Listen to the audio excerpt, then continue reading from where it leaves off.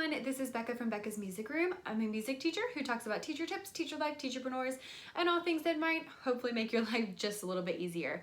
Today's video is in the category of teacher life, and we're going to be talking about a book that I just read called Own Your Everyday by Jordan Lee Dooley.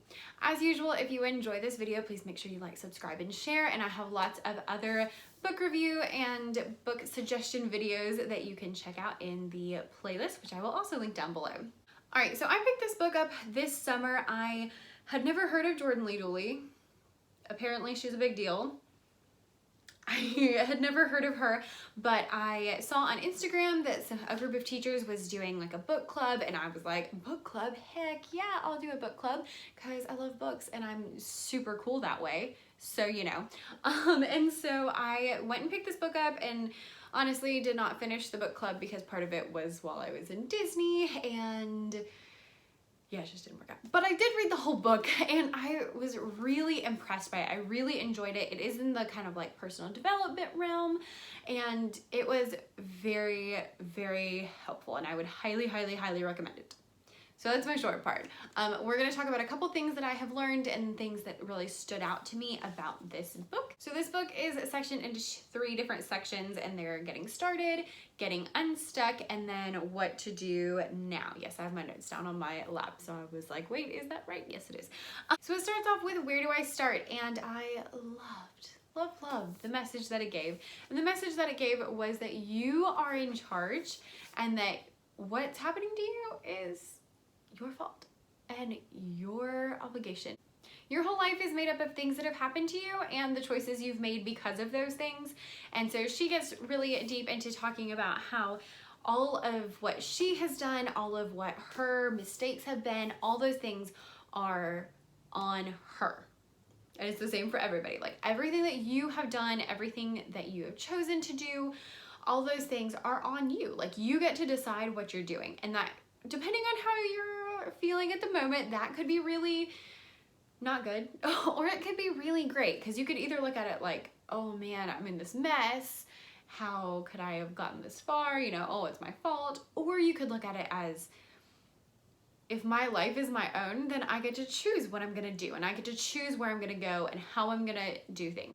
So if you have been feeling maybe like a victim, like all these terrible things have happened to you and just everything is wrong, then you should take your mind and change it right now to you get to decide what's gonna happen from now on.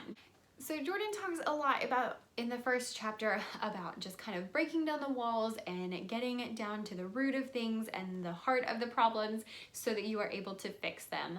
One thing else that I really like is that she talks a lot about being kind to yourself and just seeing yourself as great. And one line that really stuck out with me that I really want to share with you is, if there is something that you are telling yourself and you wouldn't say it to your friend, you should not be saying it to yourself, because we tend to be our hardest critics and be really hard on ourselves and say things to ourselves in our brains or out loud that we would never, ever, ever, ever, ever, ever say it to anybody else.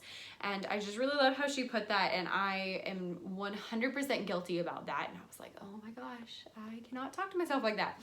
And I've really tried to do better since then.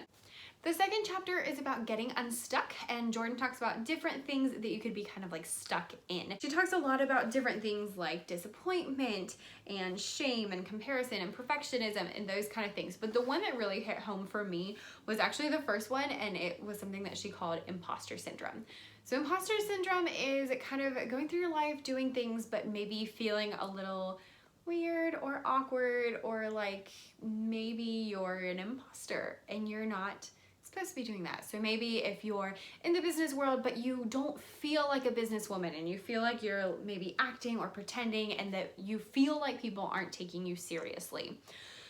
That's imposter syndrome, when you're thinking, oh my goodness, like I am not good enough for this, I cannot do this, this is not my thing. But in reality, like if you have a business, then you're a businesswoman. Act like it.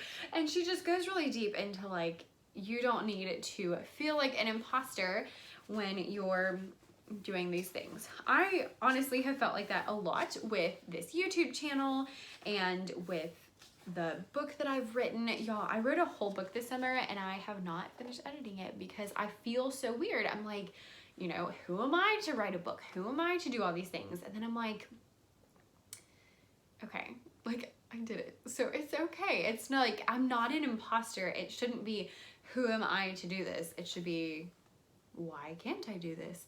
And that chapter by itself has been very, very helpful for me to just kind of getting over it. And I'll actually read, she said, a few tips for getting over imposter syndrome include asking more questions and being coachable, embracing reality and starting where you are, being prepared to fail,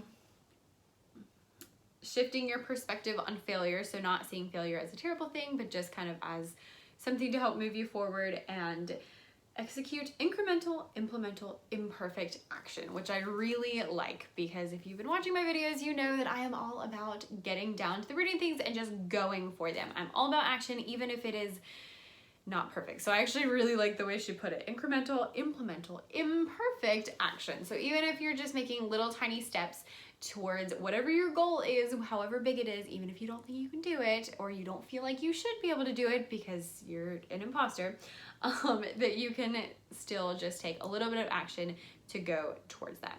I've been using that chapter to really help me feel a little bit less weird about all of my things that I definitely feel imposter syndrome with.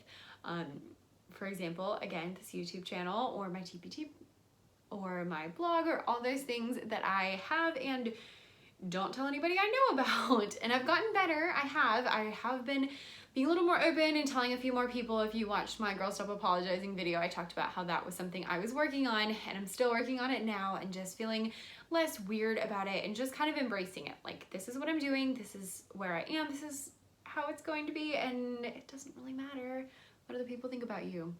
And they're probably not thinking about you anyway, because they got their own life. So there's that too. The third chapter is talking about what to do now. So it's kind of like past, present, future, which I really like. And in that chapter, they talk a lot about success and what success is and what it looks like for you, and taking success and just making it whatever is successful for you, because what is successful for you is not the same as what is successful for another person. For example, if it is your first year teaching, success is probably making it through the whole year without anybody dying. Accurate. But if you're in your third year teacher, then success is going to look totally different. And if you're a 30-year teacher, success is going to look completely different for you.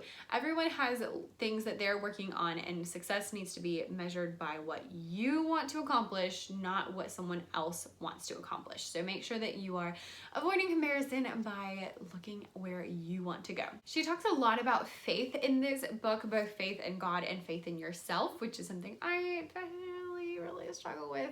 And I want to end this video with this quote out of the book that I really liked, and that was, I'm gonna read it. It says, "You can't have faith if you have all of the answers."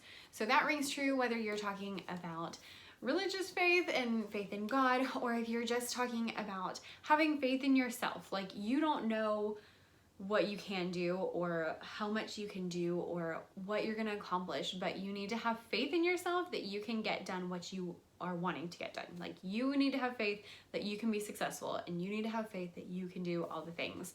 And if you're religious, you need to have faith in God, even if you don't have all the answers, because you won't have all the answers. You'll never have all the answers. If you spend your whole life waiting for all the answers, you'll be waiting forever. So just have faith right now, even if you don't know everything. That is okay. If you ever have the chance to pick up the book Own Your Everyday by Jordan Lee Dooley, I highly recommend it. It was a very quick read. It's, 250 pages, something like that. 220 pages. And I read it very quickly within a week or two. It was really good, really helpful, really inspirational, and I also have started following Jordan Lee Dooley on Instagram. If you have read this book, please let me know what you thought about it down in the comments, and if you have not, go check it out. I will link it down below. Also, if you have any book recommendations, leave those down below. I love pretty much everything. I read fiction and personal development and professional development and just all the things. So if you have any recommendations of anything you've read that you liked, leave it down below. Make sure to like, subscribe, and share if you enjoyed this video, and have a wonderful week.